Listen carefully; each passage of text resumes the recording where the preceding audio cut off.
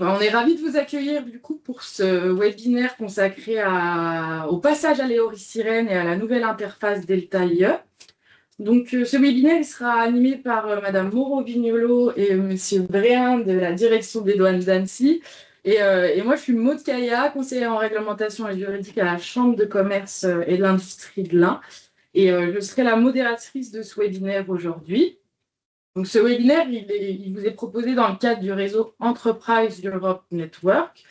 Et il y aura trois grandes parties. Je vais vous faire une brève présentation de ce réseau. Ensuite, je laisserai la parole aux douanes pour les aspects techniques. Et ensuite, il y aura une partie de questions-réponses. Donc, le réseau Enterprise Europe Network, c'est le plus gros réseau mondial de soutien des PME qui ont des ambitions d'internationalisation et des projets innovants. Il est complètement financé par la Commission européenne, ce qui nous permet de vous proposer des accompagnements gratuits, des accompagnements sur divers sujets. On a d'une partie des accompagnements collectifs, comme le webinaire d'aujourd'hui qu'on vous propose, de sensibilisation, et des accompagnements individuels qui se déclinent en deux sous-parties également.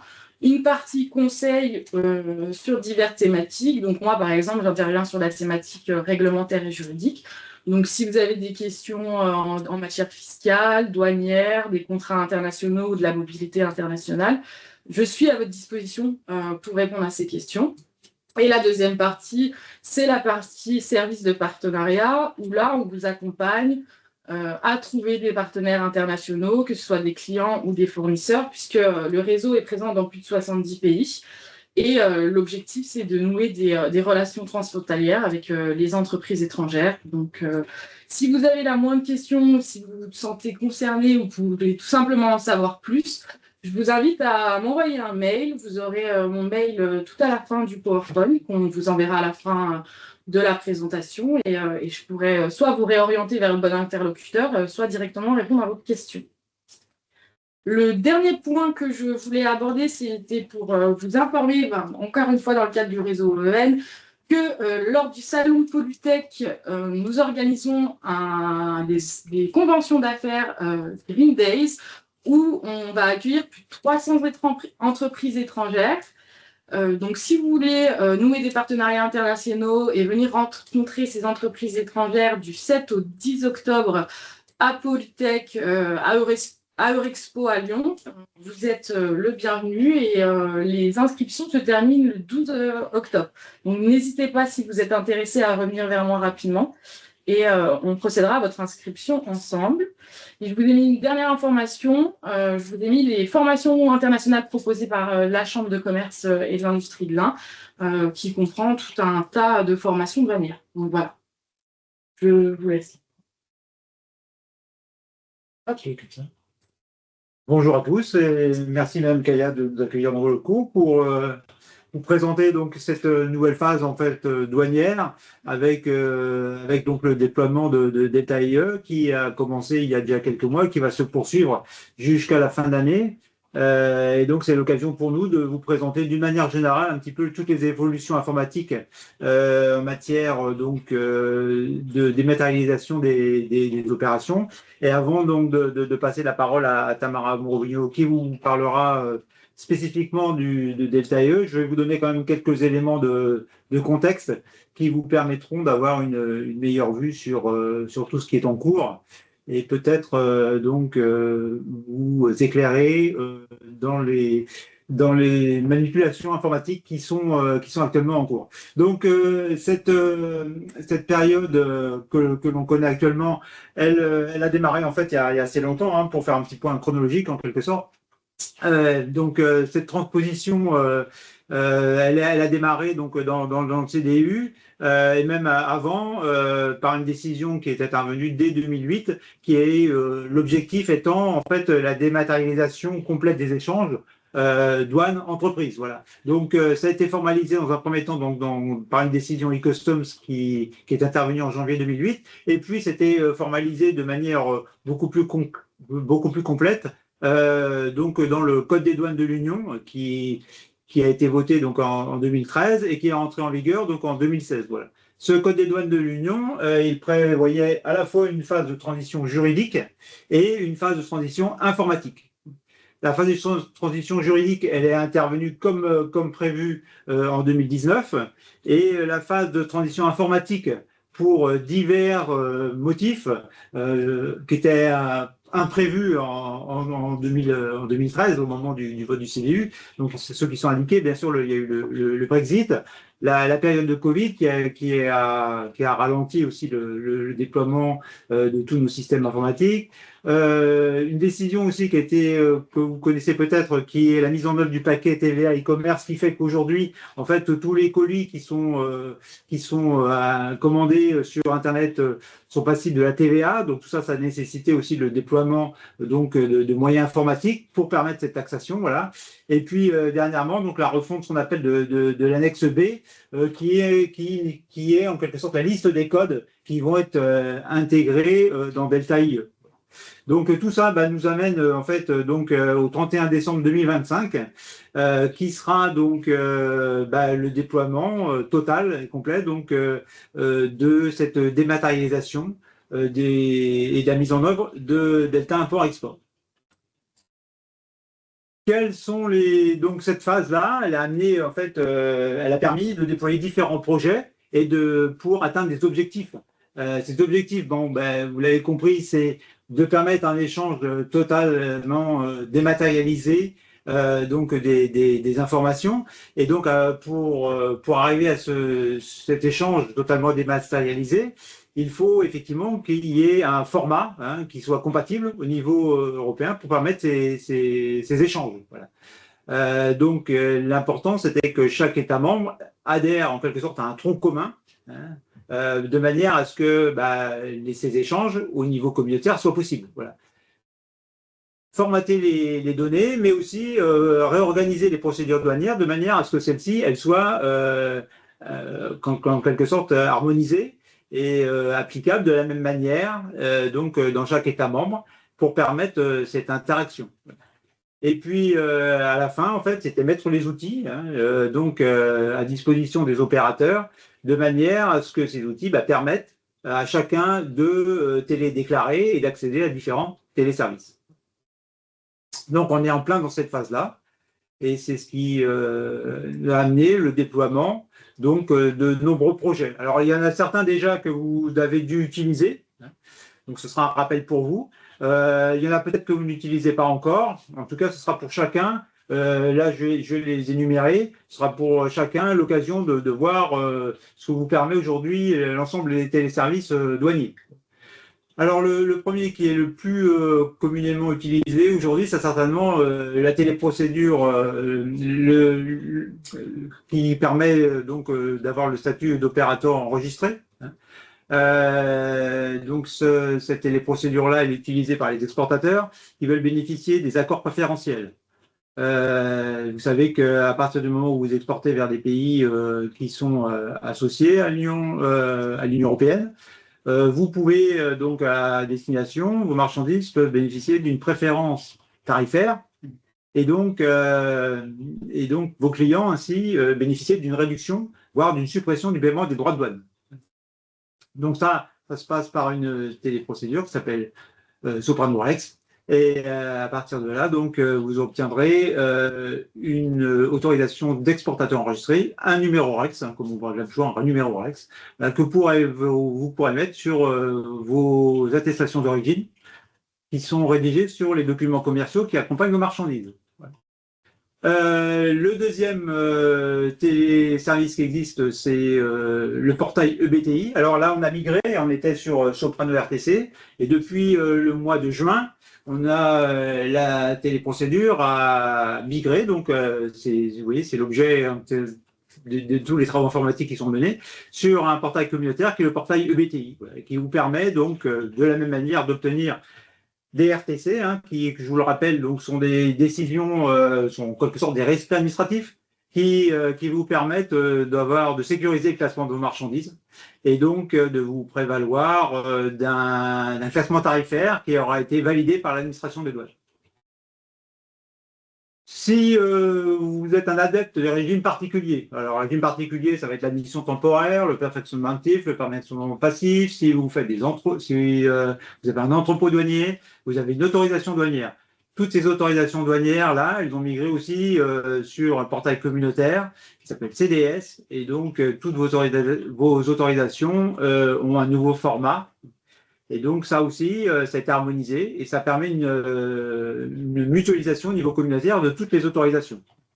Et ces numéros-là, donc, dans leur nouveau format, sont repris donc, sur vos déclarations en douane, toutes vos autorisations de régime particulier. Le quatrième point, ça concerne, alors ça c'est un petit peu moins connu, c'est ce qu'on appelle le POUS, le Proof of Union Status. C'est pour, ça vous permet d'attester du statut communautaire des marchandises que vous échangez principalement, ça fonctionne principalement avec les départements d'outre-mer. Voilà. Si vous envoyez une marchandise outre-mer, vous ne faites pas du R1 ou autre document. En fait, c'est le T2L. Anciennement, ce qu'on appelait un T2L. Et donc, qui va vous permettre de justifier du statut communautaire des marchandises qui sont exportées. Et donc, pour éviter que ces marchandises payent à nouveau des droits de douane à destination outre-mer. Ça fonctionne aussi, alors un peu plus à la marge, avec les échanges avec Andorre aussi, voilà. La principauté d'Andorre dans le cadre de l'Union douanière. Autre point aussi, donc, ce sont les bulletins d'information qui accompagnent souvent les marchandises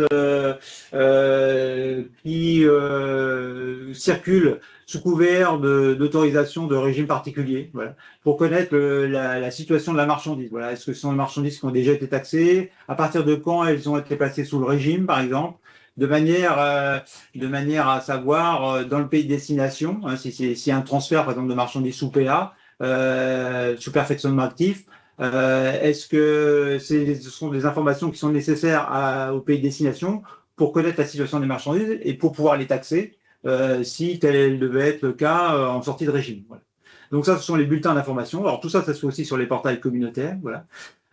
Le transit aussi, qui est donc qui a connu une évolution là. Si vous êtes des adeptes du transit, donc vous avez la téléprocédure Delta, donc ex-NSTX, du Delta T, donc en phase 5 là, voilà, qui aussi maintenant a connu une évolution.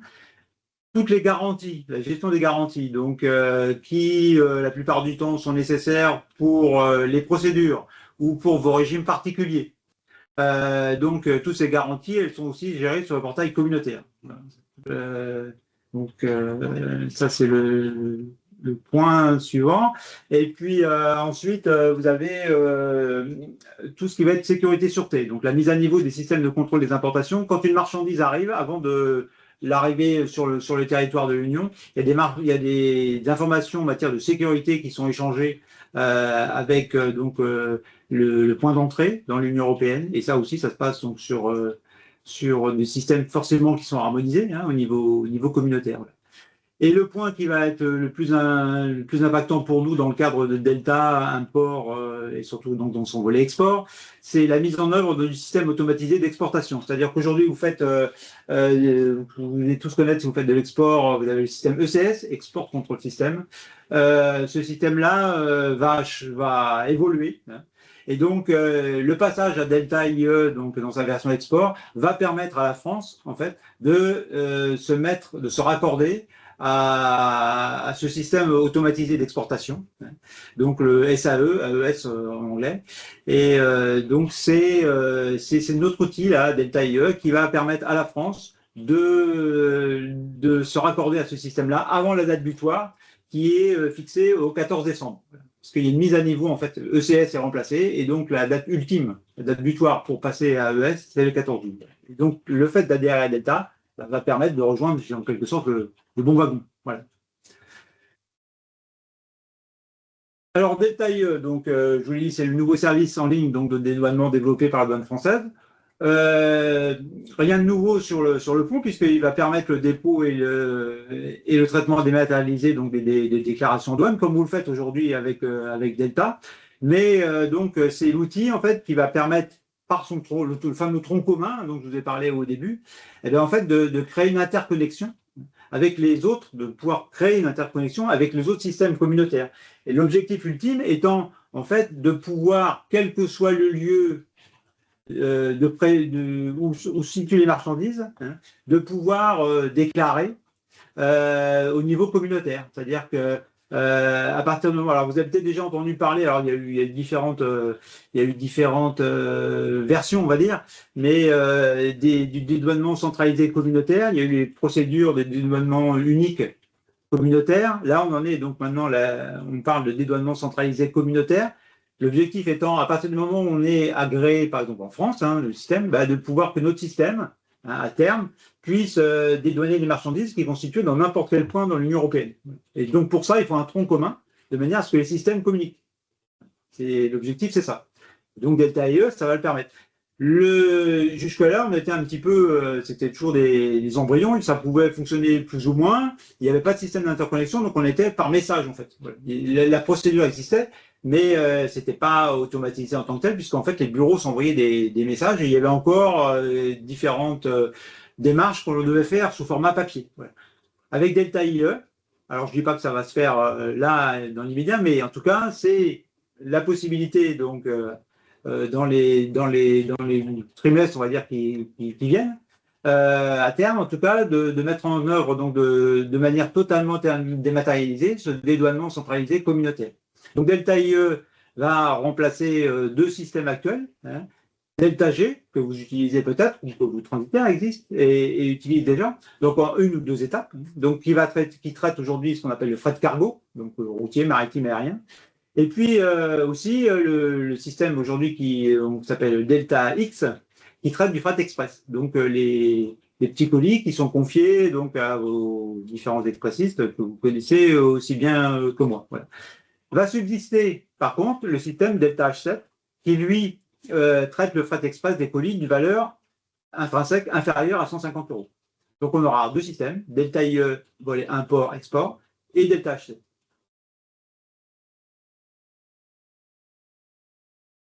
Je suis un peu perdu. Ouais, c'est celui-là, je pense. Celui d'après. Le 12. Non. Ah, merci. Non, c'était celui-là. Donc, Delta IE, donc je vous l'ai dit, c'est la transposition française du programme européen informatique, hein, qui permet donc de communiquer avec les différents standards nationaux de tous les différents systèmes nationaux, hein, donc en se mettant au standard Code des douanes de l'Union, tel que ça a été prévu par l'annexe B, hein, donc je vous ai parlé auparavant, voilà, donc de ce Code des douanes de l'Union qui dit rubrique par rubrique, en fait, qu'est-ce qu'il doit y avoir dans les déclarations en douane à tous les États membres, de manière à ce que les échanges qui soient possibles. Voilà. Et donc la possibilité d'interconnecter les différents systèmes nationaux de dédouanement pour les besoins du dédouanement centralisé communautaire, le DCC. Et puis donc le moyen de s'adapter à le nouvel ECS, hein, qu'on appelle désormais AES, donc avant le 14-12. Un petit peu anticiper cette diapo. Pour vous donner un exemple un petit peu comment tout ça peut s'enchaîner, en fait vous avez un système donc, qui s'appelle CS2, je vous en ai parlé tout à l'heure, donc qui gère en quelque sorte l'analyse de risque des marchandises avant l'arrivée des marchandises, hein, sur le territoire de l'Union, et donc c'est pour une analyse de sécurité-sûreté, hein, avant l'arrivée des marchandises. Voilà. Ça, cette notion-là et cette analyse de sécurité-sûreté, c'est quelque chose qui n'est pas nouveau non plus, hein, mais qui se dématérialise. C'est quelque chose qui a été mis en place depuis en fait les attentats du 11 septembre. Hein, voilà. Depuis, en fait, la douane n'a pas qu'un rôle fiscal, mais aussi un rôle de sécurité-sûreté, s'assurer que les marchandises en fait qui arrivent dans les ports et les aéroports, en fait, on ait une information avant pour pouvoir éventuellement interdire l'entrée, si on a vraiment un doute important. Voilà. C'est aussi l'intérêt, j'en profite pour vous rappeler, c'est aussi tout l'intérêt du statut d'OA, hein, si vous ne connaissez pas. Mais il faut savoir, dans le contexte actuel, hein, vous avez vu, qui est assez tendu, où il y a pas mal de risques d'attentats, enfin voilà, hein, un contexte un petit peu mondial, un petit peu compliqué. Il faut savoir qu'il y a aujourd'hui en douane, il y a des moyens, à partir du moment où une entreprise se veut fiable, hein, de se faire reconnaître, de mettre en place un label qui s'appelle l'OEA en matière de sécurité sûreté, et qui va faire en sorte que vous allez être différencier des autres entreprises. Donc, si par malheur, il devait y avoir, ce que personne ne souhaite, mais nouvel attentat, aujourd'hui, il est évident qu'il y aurait des mesures qui seraient très rapidement prises parce qu'il y a de nombreuses entreprises et les très grandes entreprises, en fait, sont toutes identifiées et ont ce statut.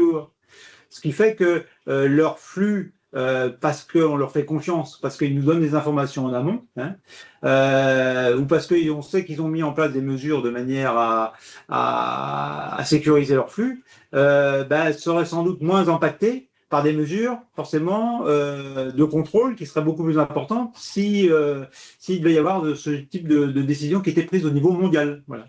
Donc il y a des échanges il y a des agréments qui sont reconnus, il y a une reconnaissance avec les États-Unis, la Chine, enfin de nombreux pays dans le monde, qui font qu'il y a des entreprises qui sont reconnues mondialement comme étant sûres. Ça ne veut pas dire que les autres ne le sont pas, mais nous, au moins, on a identifié celles qui étaient sûres. Voilà.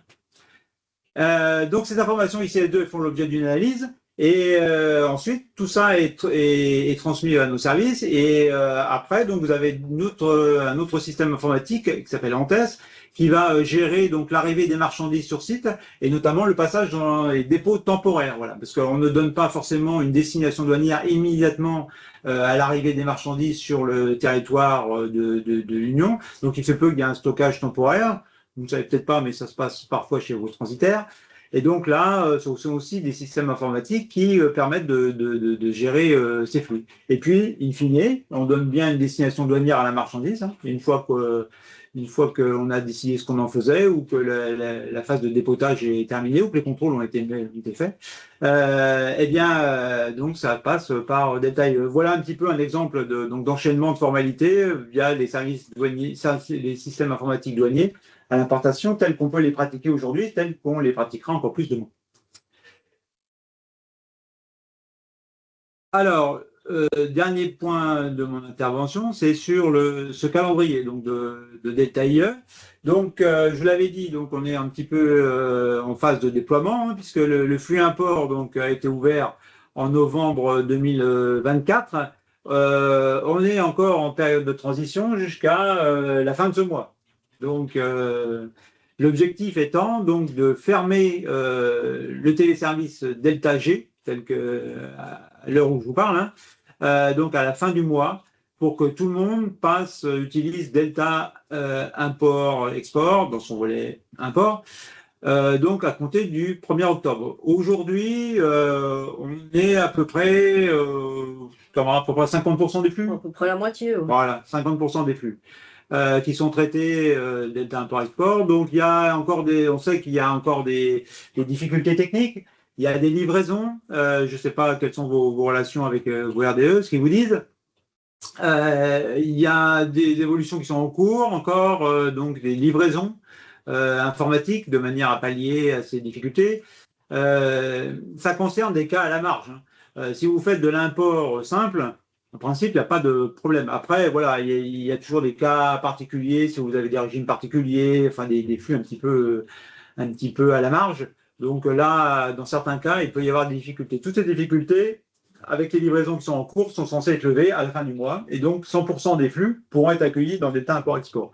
Je pense qu'aujourd'hui, si on traitait tous les flux qui pourraient être traités dans Delta import-export, on pourrait déjà être largement au-dessus de 50%. Mais bon, voilà, toujours un petit peu réticent, toujours un petit peu peur, ça se comprend. Mais l'outil, disons que je pense que dans 90% des cas, il est fiable. En tout cas, c'est le message qu'on nous fait passer et que je vous relais. Voilà, donc il reste un mois encore. Donc vous avez dû voir, Tamara vous donnera plus de détails, peut-être déjà de nouvelles déclarations d'État import-export. Vous en verrez de plus en plus. D'autant plus que, vous voyez, on va ouvrir l'export donc au mois d'octobre 2025. Alors là, pareil, il y aura une période de transition qui sera un petit peu plus courte, on l'espère, qui devrait s'achever donc à la mi-décembre. Pourquoi ? Parce qu'il y a cette échéance du 14 décembre, voilà, où on doit absolument se rallier au système AES, hein, donc qui gère les sorties. Voilà. Après, donc, ça ne veut pas dire parce qu'on ferme un téléservice qu'on n'accepte plus à ces anciennes déclarations. On pourra toujours conserver les archives et accéder aux déclarations qui ont été déposées. Et bien évidemment, on ne pourra plus créer de déclarations dans le delta G. L'objectif, voilà. Donc, il va y avoir des phases, mais les principales échéances, c'est celles que je vous ai données. Donc, ce qu'il faut retenir, c'est qu'à ce jour, donc l'import delta G ferme fin septembre. Donc, obligatoirement, on doit passer à compter du 1er octobre par delta import-export, volet import. Et donc, début octobre, donc dans la foulée, en tout cas en octobre, on va ouvrir les flux export. Voilà. Nous, on se prépare à faire des formations en interne déjà. Et donc, on accompagnera les opérateurs qui ont déjà des téléprocédures pour ce passage, de manière à ce que tout le monde soit sur la nouvelle ligne, si je puis dire, les nouveaux outils, prêts pour continuer à exporter à la mi-décembre. Je vais laisser la main à Tamarin qui va vous donner plus de détails sur Delta, donc ce que vous allez voir. Voilà, donc je vais vous parler de deux choses. Je vais vous parler de l'EORI Sirène, qui est un peu un prérequis, et puis je vais vous parler un petit peu de la nouvelle déclaration dans Delta IE. Alors, l'EORI Sirène. Donc, au jour d'aujourd'hui, votre entreprise, pour dédouaner à l'import-export, elle a un numéro EORI. Petite particularité française, en France, on a fait les EORI sur l'établissement, donc sur le SIRET. Donc ainsi, une entreprise peut avoir plusieurs numéros EORI si elle a plusieurs établissements. Et puis si elle déménage, il faut qu'elle redemande un numéro EORI. Et il se trouve que c'est pas conforme à la réglementation européenne, puisque le Code des douanes de l'Union, il prévoit un EORI unique par société, par personne morale. Donc du coup, l'EORI, il faut qu'il soit basé sur le Sirène. Donc du coup, on va passer d'un EORI sur le SIRET, ou de plusieurs EORI sur le SIRET si vous avez plusieurs établissements, donc composé de FR plus les 14 chiffres du SIRET, à un EORI Sirène, donc composé de FR plus les 9 chiffres de votre numéro Sirène. Alors, ce passage à l'EORI SIRET, de l'EORI SIRET à l'EORI Sirène, il n'est pas automatique. Donc, c'est pas parce que vous avez un numéro EORI SIRET qu'automatiquement, on vous donne un numéro EORI Sirène. Ça aurait été trop simple. Donc, du coup, il faut faire une demande. Il vous faut demander un EORI Sirène de la même façon que vous aviez demandé un EORI SIRET. On va voir ça dans le détail. Mais en fait, pendant la période de transition, donc jusqu'à la fin de l'année, ces deux EORI, l'ancien EORI SIRET et le nouvel EORI Sirène, ils vont cohabiter. Parce qu'il y a certaines applications qui ne marchent qu'avec l'EORI SIRET, donc les anciennes applications, celles qui vont prendre fin dans quelques mois, il y en a certaines, comme Delta G, qui ne fonctionnent qu'avec l'EORI SIRET. Donc il ne faut pas supprimer tout de suite votre EORI SIRET, vous en avez encore besoin jusqu'à la fin de l'année. Et puis par contre, les nouvelles applications, elles fonctionnent avec l'EORI Sirène. Donc on a encore quelques mois où on va avoir les deux. Donc, à titre d'exemple, l'EORI Sirène est obligatoire si vous faites une demande de RTC, de renseignement tarifaire contraignant, dans EBTI. Là, il faut bien remplir l'EORI Sirène. Pareil pour les régimes particuliers. Donc, si vous faites une demande d'admission temporaire, de perfectionnement actif, etc., dans l'application européenne TPCDS, c'est l'EORI Sirène qui doit être utilisé, sinon votre demande est irrecevable. Voilà, donc là, on est un peu, entre guillemets, le cul entre deux chaises, puisqu'on a nos EORI Sirène qui existent encore, et nos EORI Sirène qui existent encore, et nos EORI Sirène qui doivent impérativement être mis en place, au plus tard, au 31/12/2025. Parce que si le 2 janvier 2026, vous n'avez pas d'EORI Sirène, là, vous êtes coincé, vous ne pouvez plus dédouaner, vous ne pouvez plus faire d'import-export. Donc nous, notre objectif, c'est que les entreprises fassent le nécessaire pour avoir un EORI Sirène d'ici la fin de l'année. Donc là, je vous ai mis une page pour vérifier la validité d'un numéro EORI Sirène ou SIRET sur le site Europa. Parce qu'en fait, il y a des fois des entreprises qui viennent vers nous qui disent « j'arrive pas à faire ma demande d'EORI Sirène ». Et en fait, elles ne savent pas, mais elles ont déjà un EORI Sirène. soit un représentant en douane a déjà déposé une demande d'EORI Sirène pour leur compte, soit un autre salarié de l'entreprise avec un autre compte douane.gouv a déjà déposé la demande, mais toujours est-il que l'entreprise a déjà un EORI Sirène et elle ne le sait pas. Donc pour éviter des dépôts de demande qui n'aboutissent pas, puisque on ne peut pas en donner deux des EORI Sirène, il est unique. Je vous ai mis cette page, le lien pour pouvoir vérifier la validité d'un EORI. Vous tapez l'EORI FR plus Sirène ou FR plus Sirette et vous vérifiez s'il est valide. Donc ensuite, on va voir comment se passe le dépôt de la demande d'EORI Sirène. Donc le numéro EORI Sirène, la demande se fait par Soprano. Donc sur le site douane.gouv, il suffit d'avoir un compte douane.gouv. Le compte douane.gouv doit être rattaché au SIRET de votre entreprise, donc à l'établissement. Et le compte n'a pas besoin d'être certifié, il n'y a pas besoin que ça passe par le PAE, la douane d'Annecy. Le simple fait d'avoir créé votre compte et d'avoir rattaché votre établissement dessus vous donne accès à Soprano, accès simplifié. Et là, vous déposez votre demande d'EORI Sirène. Donc, le dépôt de la demande est assez simple. Il faut essentiellement renseigner le Sirène de votre entreprise. Les autres champs, tels que la raison sociale et l'adresse, se rempliront automatiquement à partir du Sirène. Et puis, compléter les champs obligatoires, tels que l'adresse mail, parce qu'il faut à tout prix qu'il y ait l'adresse mail pour que vous receviez la notification quand votre demande a été traitée. Le traitement de la demande, il se fait au niveau, pour les entreprises de l'Ain, il se fait au niveau du PAE d'Annecy. Donc, nous, on reçoit votre demande dans Soprano, on la valide, et après, il y a un délai à peu près 2 heures, 2-3 heures, pour que le numéro remonte dans les bases européennes. Donc, c'est très rapide.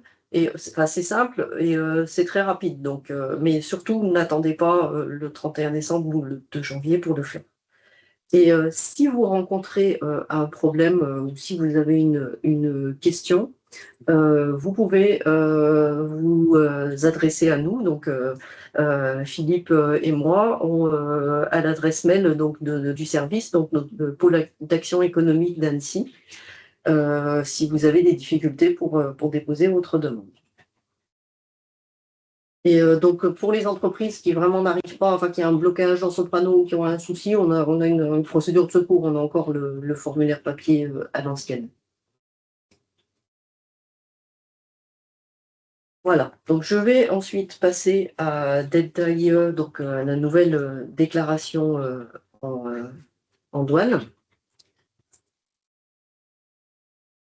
Alors, Delta IE, le passage de Delta G à Delta IE, c'est une évolution, c'est pas une révolution. Hein. On ne passe pas encore au Data Hub et puis à un système complètement nouveau comme ça va nous arriver dans les années 2030. Là, pour le moment, on a toujours une déclaration en douane.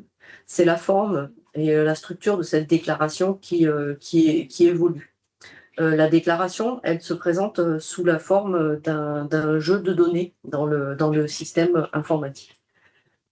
Alors, la douane française a fait le choix de maintenir l'édition d'une version imprimable au format PDF. Pourquoi ? Parce que c'était une demande des douaniers pour avoir une synthèse du jeu de données sur un format PDF.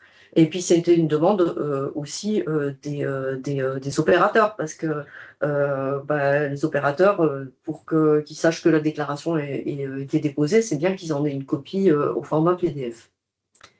Alors, la version PDF qui a été développée par l'administration des douanes, elle est accessible par les agents des douanes et elle est accessible aux opérateurs qui dédouanent en DTI.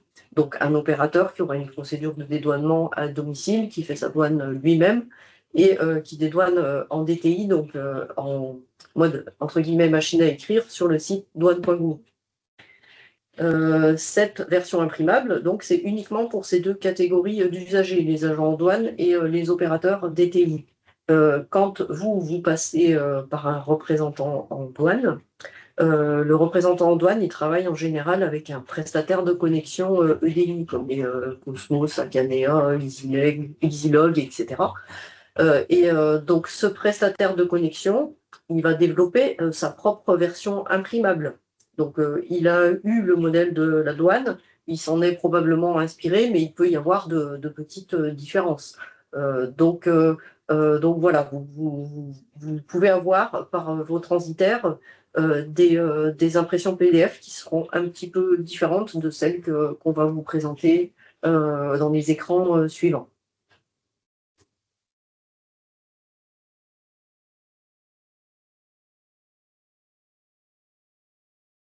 Alors, j'ai fait un petit focus sur les justificatifs de dédouanement parce qu'on a eu ces derniers mois pas mal d'appels et de messages d'entreprises en détresse, entre guillemets, qui nous disaient bah, je veux accéder aux services pour consulter mes déclarations sur douane.gouv.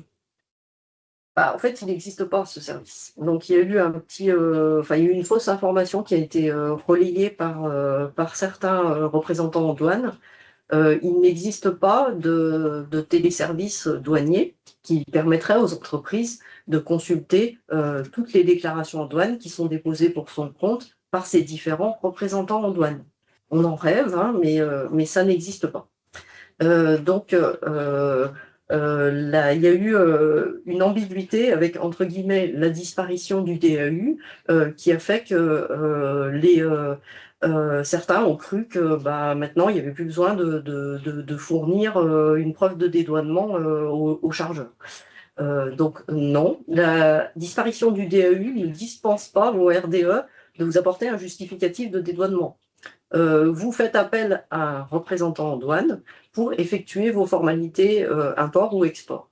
Pour s'assurer qu'il a accompli correctement ses formalités, il doit vous le justifier. Donc après, sous quelle forme? Ça, la forme, elle est libre, puisque comme je vous l'expliquais, la déclaration, l'original de la déclaration, c'est le jeu de données dans un système informatique.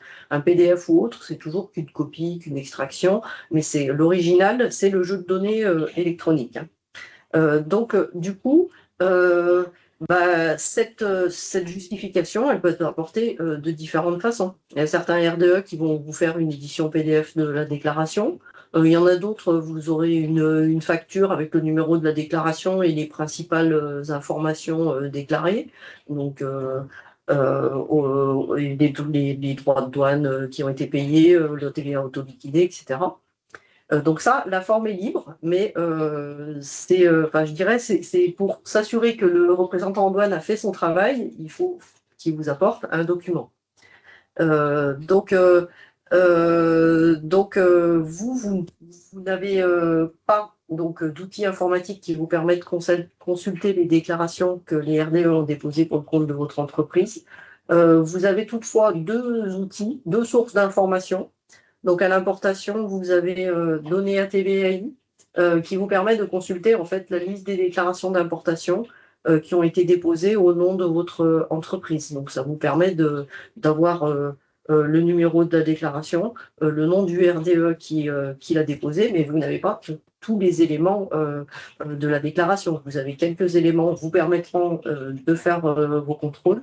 Et puis, si besoin est, si vous constatez qu'il y a une déclaration qui n'est pas vous ne comprenez pas ce que c'est ou qui ne vous semble pas être relevé de votre entreprise, il faut vous rapprocher du RDE qu'il a établi pour en obtenir une copie et voir ce qu'il en est. Donc à l'exportation, on a actuellement le téléservice OBET qui permet, à partir du numéro de déclaration d'export, de s'assurer de la sortie, donc s'assurer que la marchandise est bien, donc aujourd'hui, ECS sortie. Demain, donc, ce sera SDS, le nouveau système de sortie à l'exportation. Voilà, il existe ces deux sources d'informations qui sont incomplètes, mais qui vous apportent des éléments.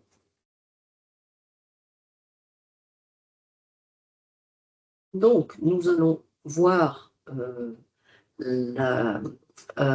comment se présente la nouvelle édition PDF de la déclaration dans Delta IE. Nous allons comparer l'ancien PDF du DAU Donc, vous aviez le formulaire DAU avec les différentes rubriques qui étaient numérotées.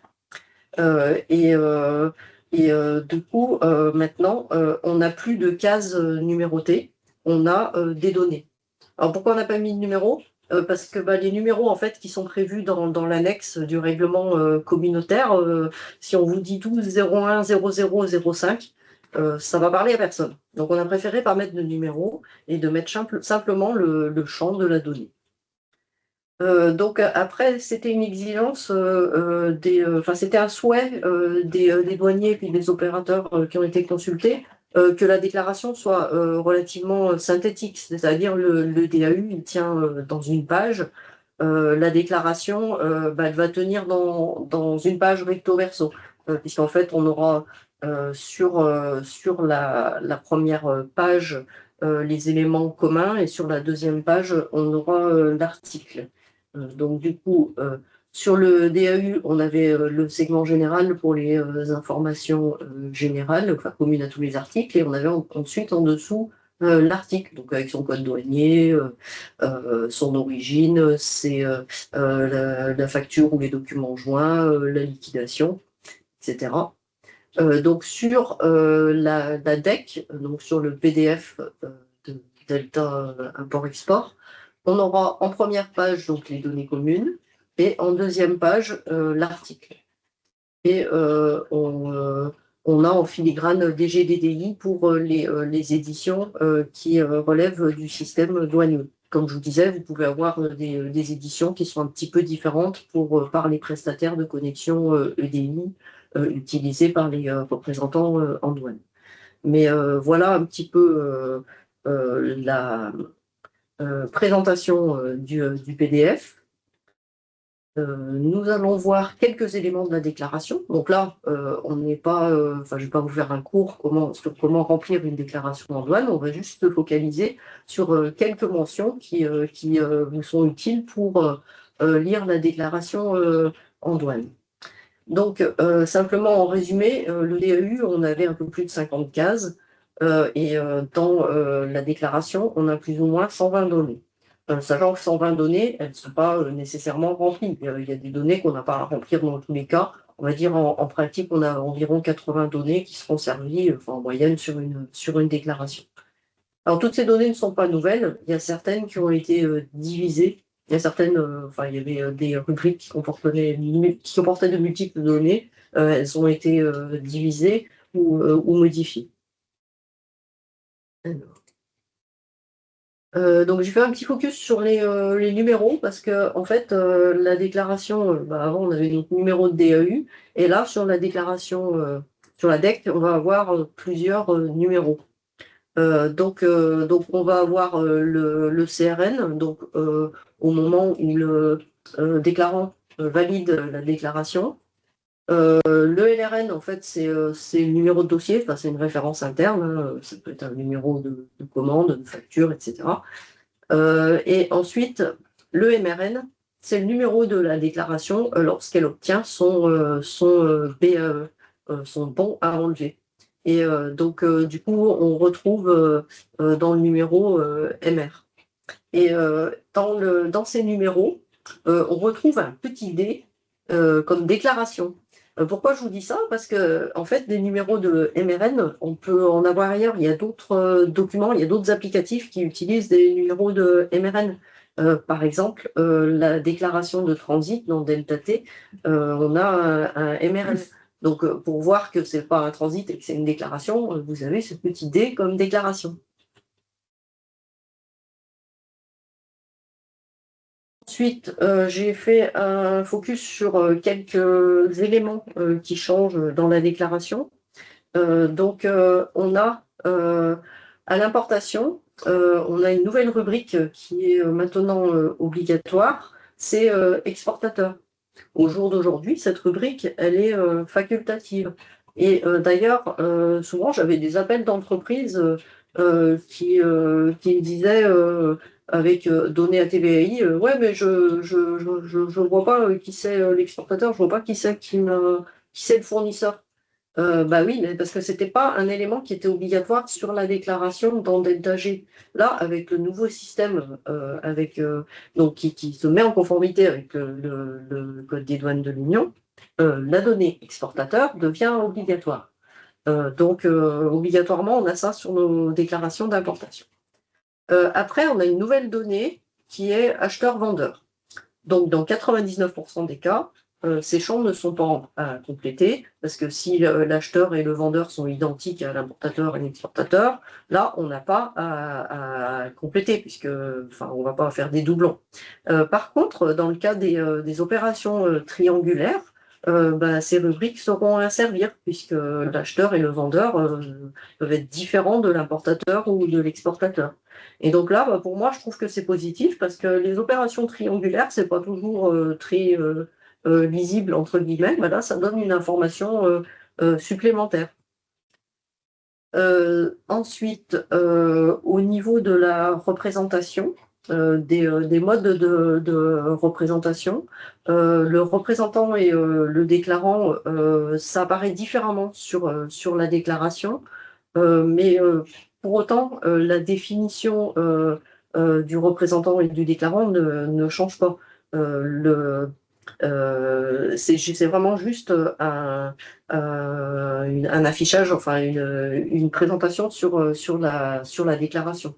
Le déclarant, c'est toujours lui qui est responsable de la dette douanière et fiscale.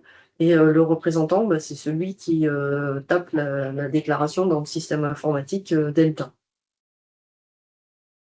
Donc les modes de représentation directe, représentation indirecte que vous avez dans vos mandats avec les représentants en douane sont inchangés.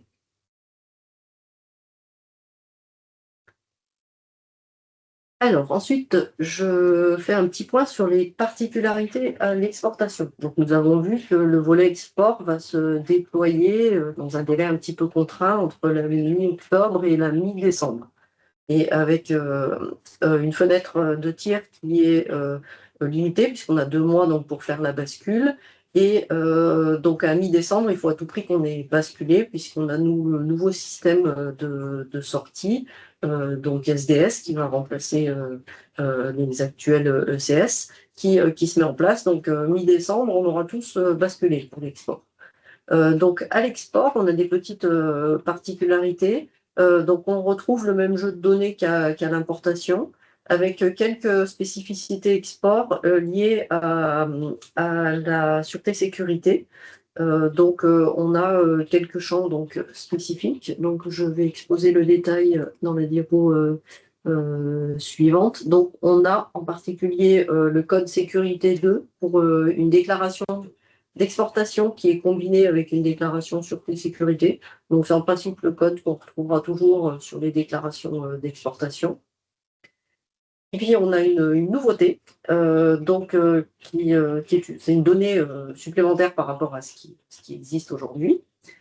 C'est le pays d'acheminement de l'envoi. Ça correspond au pays par lequel transite la marchandise.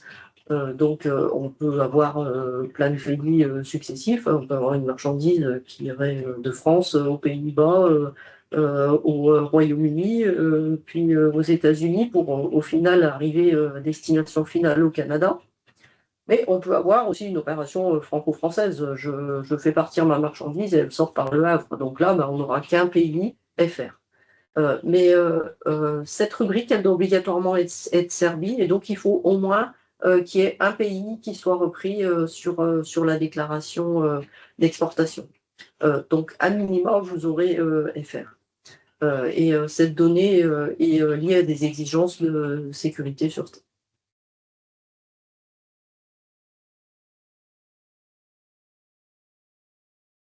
Voilà, j'ai fini ma présentation. Donc, si vous avez des questions, vous pouvez les formuler sur le chat et nous allons y répondre. Bon, merci beaucoup. Première question, oui, vous allez recevoir la présentation par mail si vous remplissez le questionnaire de satisfaction. Voilà. C'est la seule condition. Est-ce que vous avez des questions? Est-ce qu'il y a besoin de revenir sur un point en particulier, des dates ou des précisions à apporter?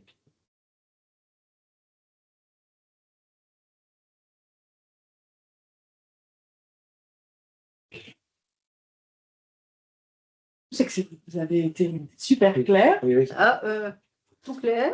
Peut-on mettre les deux numéros Eoris Sirène et Eoris Sirette sur nos en-têtes entre aujourd'hui et le 31/12/2025? Donc, est-ce qu'ils peuvent utiliser les deux en même temps? Il n'y a pas d'objection. Je dirais l'indication de l'Eori sirène ou sirette sur des documents commerciaux, il n'y a aucune obligation à les indiquer. Je veux dire, c'est sur la déclaration de douane, donc ils sont obligatoires. Après, sur une facture ou sur un en-tête, il n'y a pas d'obligation de les indiquer. C'est une facilité pour faciliter la tâche du représentant en douane. Vous pouvez tout à fait indiquer les deux. D'accord. Bonjour. Aurons-nous toujours le suivi des contingents tarifaires Delta I? Oui. Oui.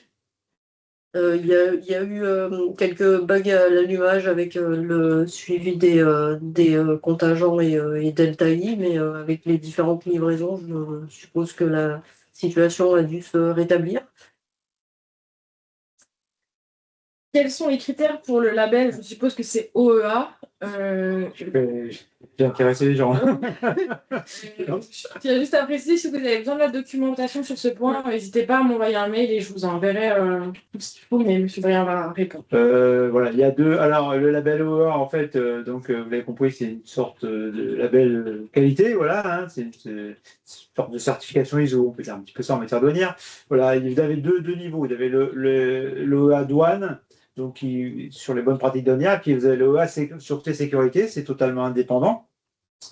Et donc, puisque j'ai lancé l'idée sur le label OEA sûreté et sécurité, voilà, ça va être en fait les mesures de sécurité. En fait, l'objectif, c'est qu'on soit certain que les marchandises qui sont transportées sont bien celles qui ont été chargées sur vos palettes. Voilà, c'est ça. Donc, quels sont alors, l'OS Sûreté Sécurité, c'est quels sont l'accès déjà aux locaux, hein, est-ce qu'il y a des sécurisations, quelles sont les mesures qui sont prises, vis-à-vis des personnels aussi qui sont employés. Voilà.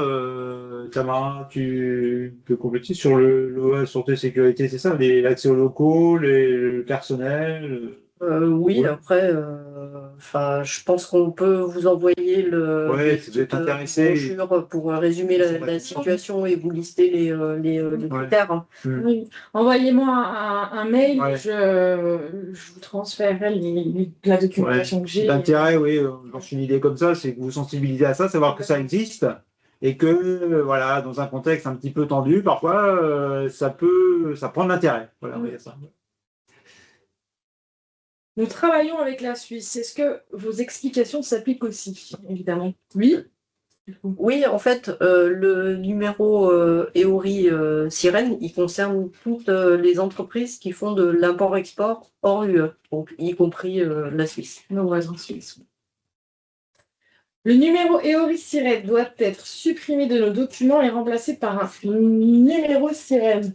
En fait, jusqu'au 31 décembre 2025, les deux vont cohabiter. À partir de janvier 2026, effectivement, vous ne mentionnerez plus que l'EORI Sirène. Et comme l'a précisé M. Briand, conservez pour le moment votre numéro EORI Sirène pour avoir accès à vos documents douaniers sur l'ancienne téléprocédure. Ce qu'il faut voir, c'est que de toute façon, votre RDE, à partir du moment où vous mettez un EORI Sirette, il retrouvera votre sirène. Oui. Mais ça, il va le retrouver puisque c'est la racine. Après, l'important, c'est que quand il va taper ce numéro EORI Sirène dans la téléprocédure, ce numéro-là soit actif. C'est ça. Oui. Parce que le retrouver, lui, il va le trouver facilement. Le problème, c'est que si la démarche n'a pas été faite en amont par lui ou par vous, quand il va le saisir, en fait, il ne va pas être actif. Voilà.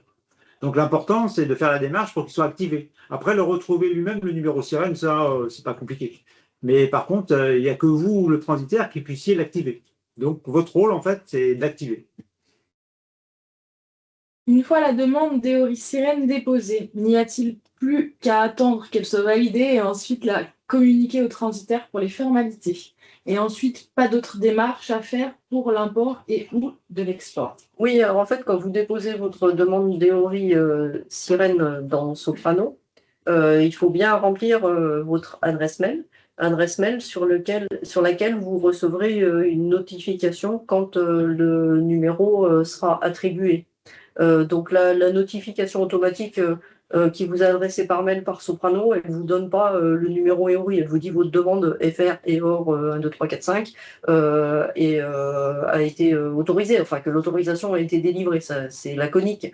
Mais à partir du moment où vous avez ce message, vous savez que le numéro EORI Sirène est actif. Et pas d'autres démarches à faire pour l'import-export. Est-ce que la Suisse a déjà un numéro EORI basé sur le Sirène ou c'est seulement la France qui ne le respectait pas? Alors en fait, la Suisse fait pas partie de l'Union européenne. Donc là, la réglementation, le code des douanes de l'Union, elle s'applique aux différents États membres de l'Union européenne. Et c'est effectivement, la France n'était pas en conformité, alors que d'autres États membres l'étaient. Mais la Suisse, elle a son propre système de numérotation des entreprises, mais qui ne relève pas de la réglementation européenne. Bon, souvent, les Suisses sont euro-compatibles, donc il y a beaucoup de points communs entre leur code, leur texte et les nôtres.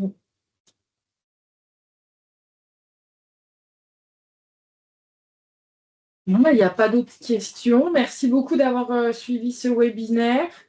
Je vous laisserai répondre au questionnaire de satisfaction, soit en... Ah, il reste une question. J'expédie régulièrement par DHL des colis hors UE. Jusqu'à maintenant, c'est DHL a procédé avec mention sortie pour la DAU. Comment puis-je obtenir la DAE avec mention? De toute façon, c'est DHL qui gère votre envoi. Donc, c'est auprès de DHL que vous devez obtenir ces informations.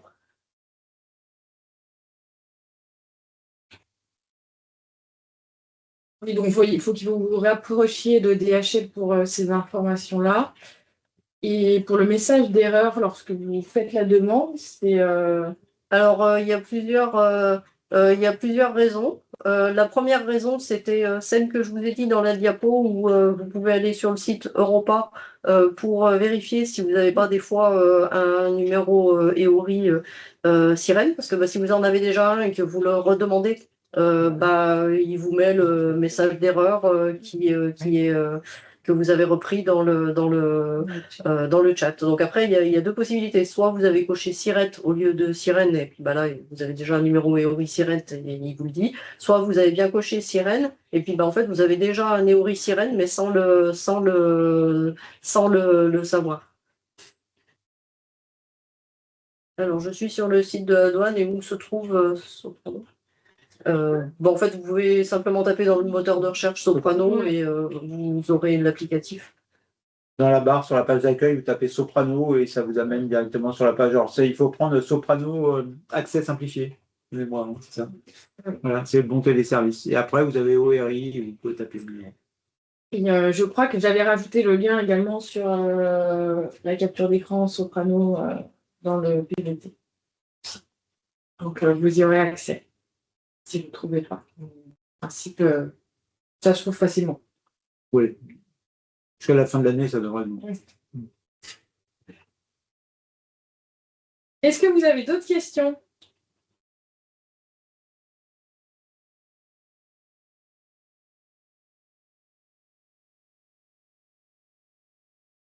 De toute manière, les douanes et moi-même restons à votre disponibilité. Vous avez le mail, les différents mails dans le PowerPoint et on vous l'envoie rapidement. Donc, merci de remplir le questionnaire de satisfaction et j'espère que ce webinaire a pu répondre à vos questions.